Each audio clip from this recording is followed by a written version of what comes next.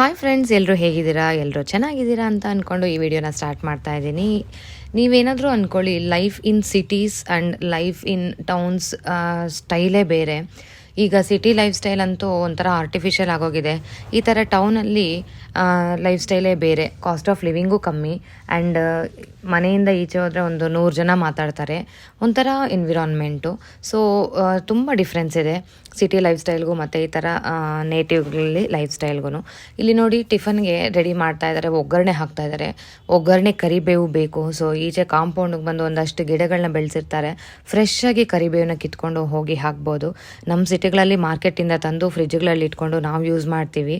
ಇಷ್ಟು ಜಾಗನೂ ಇರಲ್ಲ ನಾವು ಈ ಥರ ಗಿಡ ಮರಗಳನ್ನ ಹಾಕ್ಕೊಳ್ಳೋಕ್ಕೆ. ಒಂಥರ ಪ್ರತಿ ಗಿಡಗಳಂತಾನೇ ಅಲ್ಲ, ಪ್ರತಿಯೊಂದರಲ್ಲೂ ಲೈಫ್ ಸ್ಟೈಲು ತುಂಬಾ ಚೇಂಜು. ಈ ಥರ ಹೆಲ್ದಿ ಲೈಫ್ ಸ್ಟೈಲ್ ಸಿಟಿಗಳಲ್ಲಿ ಕಾಣಿಸೋದು ತುಂಬ ಅಂದರೆ ತುಂಬ ರೇರು. ಇಲ್ಲಿ ಮಮ್ಮಿ ನೆನ್ನೆ ಹುಳಿ ಉಪ್ಮಾ ಮಾಡ್ತಾಯಿದ್ರು. ಹುಳಿ ಉಪ್ಮಾಗೆ ಫಸ್ಟು ಕುಕ್ಕರಲ್ಲಿ ಅಥವಾ ಒಂದು ದೊಡ್ಡ ತಡ ಇರೋಂಥ ಪಾತ್ರೆಯಲ್ಲಿ ಎಣ್ಣೆ, ಸಾಸಿವೆ, ಕರಿಬೇವು, ಹಸಿಮೆಣಸಿನ್ಕಾಯಿ, ಕಡಲೆಕಾಯಿ ಬೀಜ, ಉದ್ದಿನಬೇಳೆ, ಕಡಲೆಬೇಳೆ ಎಲ್ಲ ಹಾಕ್ಕೊಂಡು ಚೆನ್ನಾಗೆ ಹುರ್ಕೋಬೇಕು. ಈ ಹುಳಿ ಉಪ್ಮಾ ಬಂದು ಟ್ರೆಡಿಷ್ನಲ್ ಡಿಶ್ಶು. ನಮ್ಮ ಅಜ್ಜಿ ಕಾಲದಿಂದ ಅಂತ ಬಂದಿರೋಂಥ ಅಡುಗೆ ಸೂಪರಾಗಿರುತ್ತೆ ಮಾಡಿಕೊಂಡ್ರೆ. ಇದಕ್ಕೆ ಚಿಕ್ಕ ಈರುಳ್ಳಿ ಇದ್ದರೆ ಟೇಸ್ಟ್ ತುಂಬಾ ಚೆನ್ನಾಗಿರುತ್ತೆ. ಒಂದಷ್ಟು ಚಿಕ್ಕ ಈರುಳ್ಳಿನ ಬಿಡಿಸ್ಕೊಂಡು ಅದನ್ನು ಸಹ ಒಗ್ಗರಣೆಗೆ ಹಾಕಿ ಮೆತ್ತಗಾಗೋ ತನಕ ಫ್ರೈ ಮಾಡಬೇಕು.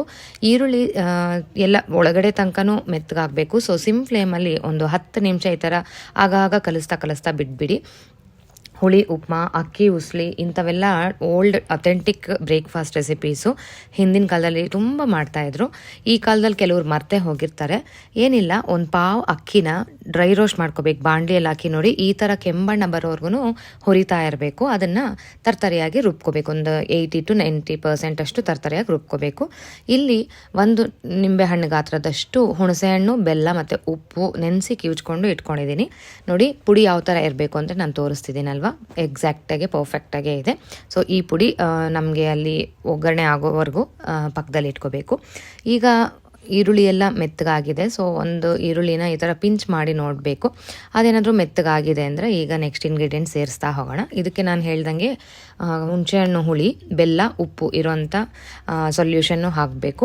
ಒಂದು ಪಾವ್ಗೆ ನಾನು ಹೇಳ್ದಂಗೆ 1 ನಿಂಬೆಹಣ್ಣು ಗಾತ್ರದಷ್ಟು ಹುಣಸೆಹಣ್ಣು, ರುಚಿಗೆ ತಕ್ಕಷ್ಟು ಬೆಲ್ಲ ಮತ್ತು ರುಚಿಗೆ ತಕ್ಕಷ್ಟು ಉಪ್ಪನ್ನು ಕಿವುಚ್ಕೊಂಡು ಹಾಕ್ಕೋಬೋದು. ಈ ಹುಳಿ ಹಾಕಿದ್ಮೇಲೆ ನೀರು ಹಾಕಬೇಕು. 1 ಪಾವ್ ಅಕ್ಕಿಗೆ ಇಲ್ಲಿ ನಮ್ಮ ಮಮ್ಮಿ ಏನು ಮಾಡ್ತಾರೆ ಅಂದರೆ 1 ಅಕ್ಕಿಗೆ 3.5 ನೀರು ಹಾಕ್ತಾರೆ. ಹುಳಿ ಲೆಕ್ಕ ಅಲ್ಲದೇ ಹುಳಿದು 1 ಲೋಟ ಲೆಕ್ಕ ಬರುತ್ತೆ. ಸೊ ಮೆಷರ್ಮೆಂಟ್ಸ್ ಒಂದೊಂದು ಮನೆಯಲ್ಲಿ ಒಂದೊಂದು ಥರ ಡಿಫರ್ ಆಗುತ್ತೆ, ಅದನ್ನು ನೋಡ್ಕೋಬೋದು. ಇದು ಹಾಗೆ ಡೈರೆಕ್ಟಾಗೆ ಬೇಯಿಸೋದ್ರಿಂದ ನೀರೇನಾದರೂ ಕಮ್ಮಿ ಆದರೆ ಎಕ್ಸ್ಟ್ರಾ ನೀರು ಹಾಕ್ಕೋಬೋದು, ಇಲ್ಲಾಂದರೆ ಕಾಯಿಸಿ ಬಿಸಿನೀರು ಇಟ್ಕೋಬೋದು. ಸೊ ಅದನ್ನು ಸೇರಿಸ್ಕೋಬೋದು. ಮಕ್ಕಳು ಹುಳಿ ಉಪ್ಮಾ ತಿನ್ನಲ್ಲ, ಅದಕ್ಕೋಸ್ಕರ ಅವ್ರಿಗೆ ಇಡ್ಲಿಗಳು ಮಾಡಿ ಇಟ್ಟಿದ್ರು. ಸೊ ಇಡ್ಲಿನೂ ಸ್ಟೀಮ್ ಆಗಿ ರೆಡಿಯಾಗಿದೆ. ಈ ಥರ ಅಮ್ಮಮ್ಮನ ಮನೆಗೆ ಹೋದರೆ ಒಂದು ತಿನ್ನಲ್ಲ ಅಂದರೆ ಇನ್ನೊಂದು ಆಲ್ಟರ್ನೇಟ್ ಮಾಡ್ತಾರೆ. ಸೊ ಮಕ್ಕಳು ಉಪ್ಮಾ, ಅನ್ನ ಅಂಥವೆಲ್ಲ ತಿಂದಿದ್ರೆ ಈ ಥರ ಆಲ್ಟರ್ನೇಟು. ಇಲ್ಲಿ ಇದಕ್ಕೆ ಸ್ವಲ್ಪ ಅರಿಶಿನ ಪುಡಿ ಸಹ ಹಾಕಿದ್ದೀನಿ. ಈ ನೀರು ಚೆನ್ನಾಗಿ ಕುದ್ದು ಈರುಳ್ಳಿ ಎಲ್ಲ ಮೆತ್ತಗಾದಾಗ ಈ ಥರ ಬಬ್ಲಿಂಗ್ ಆಗ್ತಿದ್ದಾಗ ನಾವು ಪೌಡ್ರ್ ಮಾಡ್ಕೊಂಡಿದ್ವಲ್ಲ ಅದನ್ನು ಹಾಕಿ ಮಿಕ್ಸ್ ಮಾಡಬೇಕು. ಉಂಡೆ ಕಟ್ಟತ್ತೆ. ಸೊ ಮೆಲ್ಲಗೆ ಸ್ವಲ್ಪನೇ ಪೌಡ್ರ್ ಹಾಕ್ಕೊಂಡು ಒಂದು ಮುದ್ದೆ ಕೋಲ್ ತಗೊಂಡು ಚೆನ್ನಾಗಿ ಮಿಕ್ಸ್ ಮಾಡಬೇಕು. ಇಬ್ಬರಿದ್ರೆ ಒಬ್ರು ಹಾಕ್ತಾಯಿದ್ರೆ ಇನ್ನೊಬ್ರು ಮಿಕ್ಸ್ ಮಾಡ್ತಾಯಿದ್ರೆ ಸರಿ ಹೋಗುತ್ತೆ. ಸ್ಟಾರ್ಟಿಂಗಲ್ಲಿ ಉಂಡೆ ಕಟ್ಟತ್ತೆ. ಮತ್ತು ಅದನ್ನು ನೋಡಿ, ನಾನು ವಿಡಿಯೋಲಿ ತೋರಿಸ್ದಂಗೆ ಪ್ಯಾನ್ ಸೈಡ್ಗೆ ಈ ಥರ ಪ್ರೆಸ್ ಮಾಡಿಕೊಂಡು ಕಲಿಸ್ತಾ ಇದ್ರೆ ಮ್ಯಾಶ್ ಆಗುತ್ತೆ. ಕನ್ಸಿಸ್ಟೆನ್ಸಿ ಪರ್ಫೆಕ್ಟ್ ಆಗಿದೆ. ಲಾಸ್ಟಲ್ಲಿ ಒಂದಷ್ಟು ಕೊತ್ತಂಬರಿ ಸೊಪ್ಪು ಹಾಕಿ ಚೆನ್ನಾಗಿ ಮಿಕ್ಸ್ ಮಾಡಬೇಕು. ಆ್ಯಂಡ್ ನಮಗೆ ಹುಳಿ ಉಪ್ಮಾ ರೆಡಿ ಆಗುತ್ತೆ. ಆ ಕಲ್ಲರು, ಆ ಟೆಕ್ಸ್ಚರು ನೋಡಿದ್ರೆ ಟೆಂಪ್ಟ್ ಆಗ್ತಾ ಇಲ್ವಾ? ಸೂಪರಾಗಿರುತ್ತೆ ಫ್ರೆಂಡ್ಸ್. ನೀವೇನಾದರೂ ಇದುವರೆಗೂ ಇದನ್ನು ಟ್ರೈ ಮಾಡಿಲ್ಲ ಅಂದರೆ ಡೆಫಿನೆಟಾಗಿ ಟ್ರೈ ಮಾಡಿ. ಉಪ್ಮಾಗಿಂತೂ ಇದೇ ಚೆನ್ನಾಗಿದೆ ಅಂತ ಬಾಯಿ ಚಪ್ಪರಿಸ್ಕೊಂಡು ತಿಂತೀರಾ. ಪ್ರತಿಯೊಂದು ಟಿಫನನ್ನು ತಿನ್ನೋವಂಥ ವಿಧಾನ ಡಿಫ್ರೆಂಟ್ ಆಗಿರುತ್ತೆ. ಈ ಉಪ್ಮಾನ ತಿನ್ನೋದು ಹೇಗೆ ಅಂದರೆ, ತಟ್ಟೆಯಲ್ಲಿ ಉಪ್ಮಾ ಹಾಕ್ಕೊಂಡು ಅದರ ಮೇಲೆ ಕರಗಿರೋಂಥ ತುಪ್ಪ ಒಂದಷ್ಟು ಹಾಕ್ಕೊಂಡು, ಹಸಿ ಕಾಯಿ ತುರಿ ಫ್ರೆಶ್ ಆಗಿ ತುರಿದಿದ್ರೆ ಅದನ್ನೊಂದಷ್ಟು ಹಾಕ್ಕೊಂಡು ತಿನ್ಬೋದು. ಸೌತೆಕಾಯಿ ಇದ್ದರೆ ಪಕ್ಕದಲ್ಲಿ ಸಣ್ಣಗೆ ಹೆಚ್ಕೊಂಡು ತಿನ್ಬೋದು. ಸೂಪರಾಗಿರುತ್ತೆ. ಸೊ ಟಿಫನ್ ಎಲ್ಲ ಆರಾಮಾಗಿ ಮುಗೀತು. ಆ್ಯಂಡ್ ನೆನ್ನೆ ಸಾಯಂಕಾಲ ಮೆಹಂದಿ ಫಂಕ್ಷನ್ ಇತ್ತು, ಅದಕ್ಕೂ ರೆಡಿ ಆಗಬೇಕಾಗಿತ್ತು. ಮಧ್ಯಾಹ್ನದ ವೇಳೆ ಡ್ಯಾಡಿ ಈ ಥರ ಮಸ್ಕ್ ಮೆಲನ್ ತಂದಿದ್ರು, ಅದನ್ನು ನಾನು ಎಲ್ಲರಿಗೂ ಹಚ್ಕೊಟ್ಟೆ ತಿಂತಾಯಿದ್ವಿ. ಮಸ್ಕ್ ಮೆಲನ್ನ ಈಸಿಯಾಗಿ ಯಾವ ರೀತಿ ಹಚ್ಬೋದು ಅಂತ ಈ ವಿಡಿಯೋಲಿ ತೋರಿಸಿದ್ದೀನಿ ನೋಡಿ. ಫಸ್ಟ್ ಈ ಥರ ಪೀಸಸ್ ಮಾಡಿಕೊಂಡು ಸ್ಪೂನಿನ ಸಹಾಯದಿಂದ ಆ ಬೀಜ ಇರುತ್ತಲ್ಲ ಅದನ್ನು ತೆಗೆದುಬಿಟ್ಟು ಚಾಪ್ ಮಾಡಿಬಿಟ್ಟು ಅದನ್ನು ಸ್ಲೈಸ್ ಮಾಡಿದ್ರೆ ಈ ಥರ ಹೊಟ್ಟು ಸೆಪ್ರೇಟ್ ಆಗುತ್ತೆ and Musk melon pieces separate ಆಗುತ್ತೆ. ಈಸಿ ಟು ಯೂಸ್ ಆ ಥರ. ಸೊ ಎಲ್ಲ ಆಯಿತು. ಸಾಯಂಕಾಲನೂ ಗ್ರೀನ್ ಕಲರ್ ಕೋಡ್ ಇತ್ತು ಮೆಹಂದಿ ಫಂಕ್ಷನ್ಗೆ. ಎಲ್ಲ ಗ್ರೀನಲ್ಲಿ ರೆಡಿಯಾಗಿ ಹೋದ್ವಿ. ಆ್ಯಂಡ್ ನಾವು ಹೋಗೋಷ್ಟರೊಳಗಡೆ ವಧುಗೆ ಮೆಹಂದಿ ಸ್ಟಾರ್ಟ್ ಆಗಿತ್ತು. ಸೊ ನೋಡಿ, ಆಲ್ರೆಡಿ ಹಾಕ್ತಾ ಇದ್ದಾರೆ. ಮೆಹಂದಿ ಫಂಕ್ಷನ್ನು ಈ ಟ್ರೆಂಡಲ್ಲಿ ಮಾಡೋದು ಏನಕ್ಕೆ ಅಂತ ನಾನು ಹೇಳ್ತೀನಿ. ನಾವು ಸೆಲೆಬ್ರೇಟ್ ಮಾಡ್ಕೊಳ್ಳೋಂಥ ಮೂಮೆಂಟ್ಸು ಬಹಳ ಇರುತ್ತೆ ಮ್ಯಾರೇಜ್ಗಿಂತೂ ಮುಂಚೆ. ಅದೇ ನಾನು ಲಾಸ್ಟ್ ವೀಡಿಯೋಲಿ ತೋರಿಸ್ದಂಗೆ ಅರಿಶಿನ ಕುಟ್ಟೋದಂತೆ, ಕಲರ್ ವಾಟರ್ ಫಂಕ್ಷನ್ ಅಂತೆ, ದೀಪಗಳ ಫಂಕ್ಷನ್ ಅಂತೆ, ಈ ಥರ ಮೆಹಂದಿ ಫಂಕ್ಷನ್ ಅಂತೆ ಅಂತ. ಹಿಂದಿನ ಕಾಲದಲ್ಲಿ ಮೆಹಂದಿ ಹಾಕ್ಕೊಂಡ್ರೆ ಅದು ಕೆಂಪಗಾದರೆ ತೊಳ್ಕೊಂಡ್ಮೇಲೆ ಒಳ್ಳೆ ಗಂಡ ಸಿಗ್ತಾನೆ ಅಂತ ರೇಗಿಸ್ತಾ ಇದ್ರು. ಆ್ಯಂಡ್ ಆ ಥರನೇ ನಂಬಿಕೆ ಇದೆ. ಬಟ್ ಈಗಿನ ಕಾಲದಲ್ಲಿ ಕೋನ್ಸ್ ಎಲ್ಲ ಬಂದು ಹಾಕ್ಕೊಂಡ್ರೆ 100% ರೆಡ್ ಆಗೇ ಆಗುತ್ತೆ. ಬಟ್ ಅದೆಷ್ಟು ಕಲರ್ ಆಗುತ್ತೋ ಅಷ್ಟು ಒಳ್ಳೇದಾಗತ್ತೆ ಅಂತಲೇ ಅದರ ಅರ್ಥ.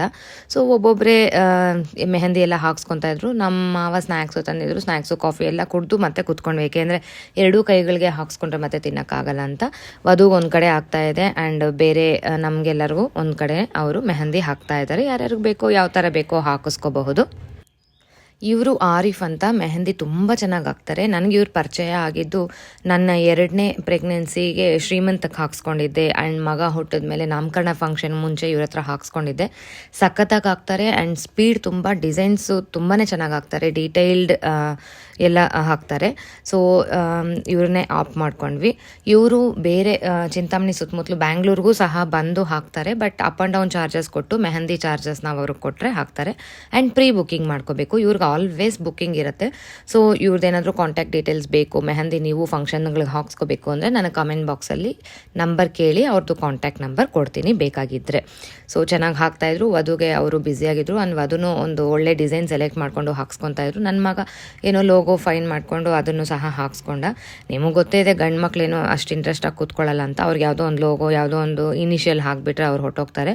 ಸೊ ಇಲ್ಲಿ ವಧು ಅವರ ಅಮ್ಮ ಅಂದರೆ ನಮ್ಮ ಅತ್ತೆ ಅವರು ಸಹ ಹಾಕ್ಸ್ಕೊತಾ ಇದ್ದಾರೆ. ಹಾಗೆ ಒಬ್ಬೊಬ್ಬರು ಟರ್ನೇ ಬಂತು. ಆ್ಯಂಡ್ ಎಲ್ಲರೂ ಖುಷಿಯಿಂದ ಕೈಗೆ ಆ ಕಡೆ ಈ ಕಡೆ ಎರಡೂ ಕೈಗೂ ಹಾಕ್ಸ್ಕೊಂಡ್ವಿ. ಇದೊಂಥರ ಖುಷಿ ಸಮಾಚಾರ ಅಲ್ವಾ. ಮದುವೆ ಅಂದ್ರೇ ಸಂಭ್ರಮದ ಮನೆ ಅಂತ ಅನ್ಬೋದು. ಈ ಥರ ಮೆಹಂದಿಗಳು ಹಾಕ್ಕೊಂಡು ಫೋಟೋಗಳು ತಕ್ಕೊಂಡು ನಕ್ಕೊಂಡು ಟೈಮ್ ಪಾಸ್ ಮಾಡಿಕೊಂಡು ಒಂಥರ ಚೆನ್ನಾಗಿರುತ್ತೆ. ಸೊ ನನ್ನ ಟರ್ನ್ ಬಂದೇ ಬಿಡ್ತು. ನಾನು ಲಾಸ್ಟಲ್ಲಿ ಹಾಕ್ಸ್ಕೊಂಡೆ, ನನ್ನ ಮಗ ಡಿಸ್ಟರ್ಬ್ ಮಾಡಬಾರ್ದು ಅಂತ. ಎಲ್ಲರದು ಆದಮೇಲೆ ಅವನ್ನೆಲ್ಲನೂ ನೋಡಿಕೊಂಡು ಲಾಸ್ಟಲ್ಲಿ ನಾನು ಸಹ ಕೂತ್ಕೊಂಡೆ. ಅಷ್ಟರೊಳಗಡೆ ವಧುಗೆ ಇವ್ರು ಹಾಕಿದ್ದಾಯಿತು. ಸೊ ಅವ್ರ ಹತ್ರನೇ ನಾನು ಹಾಕ್ಸ್ಕೊಳ್ಳೋಕ್ಕೆ ಕೂತ್ಕೊಂಡೆ. ನೋಡಿ ಎಷ್ಟೆಷ್ಟು ಬೇಗ ಆಗ್ತಾ ಇದ್ದಾರೆ ಅಂತ.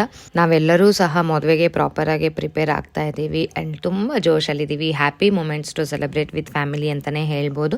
ಪ್ರತಿಯೊಂದು ಮದುವೆ ಮನೆಯಲ್ಲೂ ಈ ಥರ ಸಂಭ್ರಮ ಸಡಗರ ಇರೋದು ಕಾಮನ್ ಅಲ್ವಾ. ಆ್ಯಂಡ್ ನಮ್ಮ ಮಾವ ಮೊನ್ನೆ ನನ್ನನ್ನು ಟೀಸ್ ಮಾಡ್ತಾಯಿದ್ರು. ವಿಡಿಯೋ ಅಲ್ಲಿ ವಧು ಅವರಪ್ಪನ ನೀನು ಜಾಸ್ತಿನೇ ತೋರಿಸಿಲ್ಲ ಮೋಸ ಅಂತ. ಸೊ ಅವ್ರದ್ದು ವಿಡಿಯೋ ಇವತ್ತು ಜಾಸ್ತಿ ತಗೊಂಡೆ. ಸುಮ್ಮನೆ ನಾನು ಹೇಳಿದ್ನೆಲ್ಲ ಫ್ರೆಂಡ್ಲಿಯಾಗಿರ್ತೀವಿ ನಾವು ಅಂತ. ಸೊ ರೇಗಿಸ್ತಾ ಇದ್ರು. ಆ್ಯಂಡ್ ಈ ಥರ ಎಲ್ಲರದ್ದು ಕ್ಲಿಪ್ ತಗೊಂಡೆ. ಗಂಡಸು ಸಹ ಗ್ರೀನಲ್ಲಿ ರೆಡಿಯಾಗಿ ಬಂದಿದ್ರು. ಮದುವೆ ಹೆಣ್ಣು ಅಂದರೆ ಎಷ್ಟು ಪ್ಯಾಂಪರಿಂಗ್ ಇರುತ್ತಲ್ವ ನೋಡಿ. ನಮ್ಮ ಮಮ್ಮಿ ಮದುವೆ ಹೆಣ್ಣಿಗೆ ತಿನ್ನಿಸ್ತಾ ಇದ್ದಾರೆ, ಅವ್ರು ಮೆಹಂದಿ ಹಾಕ್ಕೊತಾ ಇದ್ದಾರೆ ಅಂತ. ಈ ಒಂದು ಹ್ಯಾಪಿ ಮೂಮೆಂಟ್ಸ್ನ ಎಕ್ಸ್ಪೀರಿಯೆನ್ಸ್ ಮಾಡಬೇಕು ಅಂದರೆ ತುಂಬ ಲಕ್ ಇರಬೇಕು. ನಾವು ಮೆಹಂದಿ ಹಾಕ್ಕೊಂಡಾಗ ಅವ್ರು ತಿನ್ನಿಸೋದಂತೆ, ಅವ್ರು ನಮಗೆ ಕುಡಿಸೋದಂತೆ, ಎಷ್ಟು ಪ್ಯಾಂಪರಿಂಗ್ ಇರುತ್ತಲ್ವ ಮದುವೆ ಹೆಣ್ಣಿಗೆ. ಸೊ ಇವೆಲ್ಲ ನಾವು ಎಕ್ಸ್ಪೀರಿಯೆನ್ಸ್ ಮಾಡಿ ಬಂದವರು. ಈಗ ಎಲ್ಲ ವೀಡಿಯೋ ತೆಗಿತಾ ಇದ್ದಾರೆ. ನನಗೂ ನನ್ನ ಪ್ರೀ ಮ್ಯಾರೇಜ್ ನೆನಪುಗಳೆಲ್ಲ ಆಗ್ತಾ ಇದ್ದಾವೆ. ತಾತ ಕೂತ್ಕೊಂಡು ಎಲ್ಲ ವಿಟ್ನೆಸ್ ಮಾಡ್ತಾ ಇದ್ದಾರೆ ಯಾರ್ಯಾರು ಏನೇನು ಮಾಡ್ತಾ ಇದ್ದಾರೆ ಅಂತ. ಇವತ್ತು ನನಗೆ ನನ್ನ ವೀಡಿಯೋಸು ಫೋಟೋಸ್ ಎಲ್ಲ ತೆಗಿಯೋಕ್ಕೆ ನಮ್ಮ ದೊಡ್ಡ ಮಾವನ ಮಗ ಹೆಲ್ಪ್ ಮಾಡಿದ್ದು ಧನುಷ್ ಅಂತ. ಸೊ ಅವನಿಗೆ ಥ್ಯಾಂಕ್ಸ್ ಹೇಳ್ತಾ ಇದ್ದೆ. ಆ್ಯಂಡ್ ಅವ್ರ ಮಮ್ಮಿ ಡ್ಯಾಡಿ ಅಂದರೆ ನಮ್ಮ ಮಮ್ಮಿ ತಮ್ಮ, ಇವರು ದೊಡ್ಡ ತಮ್ಮ. ಸೊ ನಮ್ಮ ಅತ್ತೆ ಮತ್ತೆ ಎಲ್ಲ ಮೆಹಂದಿ ಎಲ್ಲ ಆಯಿತು. ಎಲ್ಲರದ್ದು ಒಣಗೆ ಹೋಯಿತು 1.5 ಅವರಲ್ಲಿ. ಆ್ಯಂಡ್ ಎಲ್ಲ ತೆಗಿತಾ ಇದ್ದೀವಿ. ಹಾಕ್ಕೊಳ್ಳೋದು ಲೇಟು, ಒಣಗೋದು ಲೇಟು, ತೆಗಿಯೋದಂತೂ ಈಸಿ. ಎಲ್ಲ ಮುಗೀತು. And dinner time. ನಮ್ಮ ಮಾವ ಎಲ್ಲ ಡಿನ್ನರ್ಗೆ ಸಿದ್ಧ ಮಾಡ್ತಾಯಿದ್ರು. ಏನೇನು ಮೆನು ಮಾಡಿಸಿದ್ದೀರಾ ಅಂತ ಹೋಗಿ ಕೇಳಿದೆ. ಬಿಸಿಯಾಗಿ ಉಪ್ಮಾ ರೆಡಿ ಆಗಿದೆ.